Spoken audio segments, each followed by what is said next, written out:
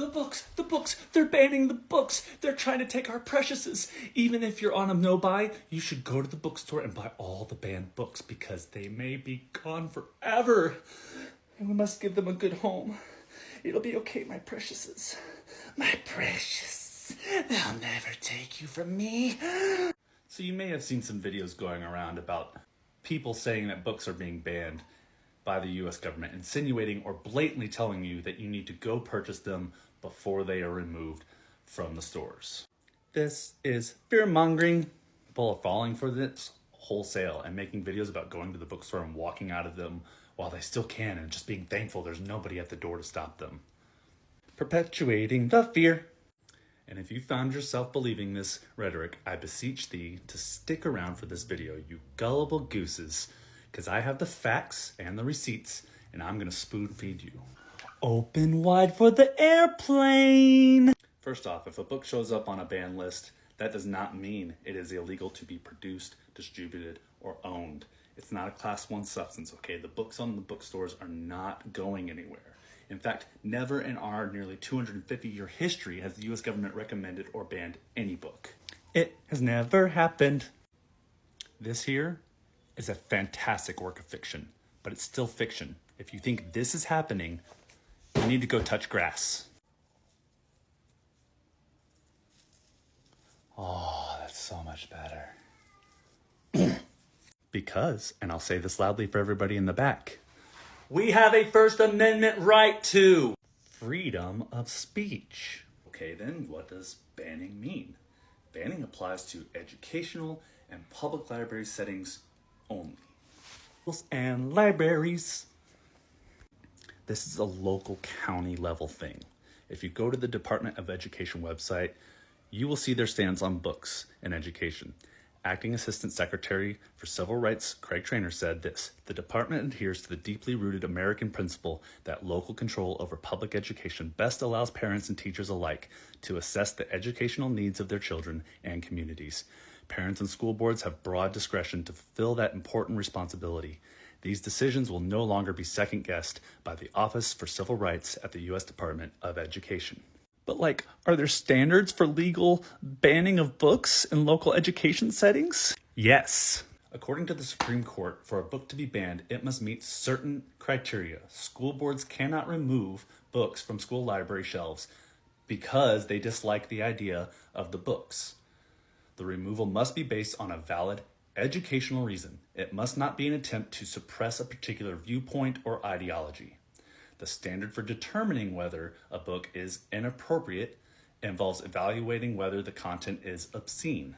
Obscenity was defined in Miller v. California.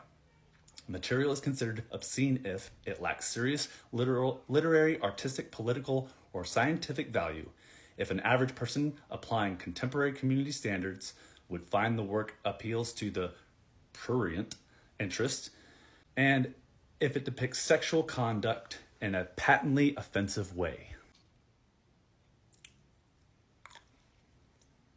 In practice, this means that for a book to be banned on illegal grounds, there must be a solid objective reason for banning it. This reason must be grounded in educational, suitability, or obscenity standards. Subjective disagreement over ideology or content do not provide legal justification for the banning of books. In addition to educational appropriateness and obscenity, valid legal reasons to ban books from public school libraries can include content that is considered defamatory, engenders hatred, or incites violence. Because schools should be a safe environment. So to summarize, you can't ban books for their views and ideologies. But what about the list that I've seen going around of all the banned books? Okay. So you may have seen this link floating around in the comment sections. If you were to go to that link, you would in fact see a comprehensive list of books that were banned or put under review, whether or not they were banned in schools, libraries, or both, what state and county they were banned in, and of course, you would also notice that the dates aren't more recent than 2022. This is a 3-year-old list, which means this is a historical document of books that were banned and where. It is not a suggested list from the government. Now, I have seen comments that say there was a list produced and now it's gone, but none of them have produced a screenshot or a link or anything that could suffice as evidence. So this isn't entirely unlike when I was in 6th grade on the bus and I claimed I had a long-distance girlfriend in Canada named Vanessa, which made the Vanessa that rode my bus very uncomfortable because everybody thought I had a crush on her. I didn't. Just wanted the bullies to leave me alone. Anyway, pics or it didn't happen. I've also hilariously come across comments claiming that Democrats don't ban books. And this is also either completely ignorance and blind loyalty or a blatant lie in loyalty. While it is true that the majority of banning efforts come from conservatives in relation to schmexually explicit and graphic books, there are people on the left who have proposed to ban books that contain racism and racial slurs, such as To Kill a Mockingbird. Fun fact, even the Bible was put up for review and removed from school shelves for its depictions of violence and lewd schmecks.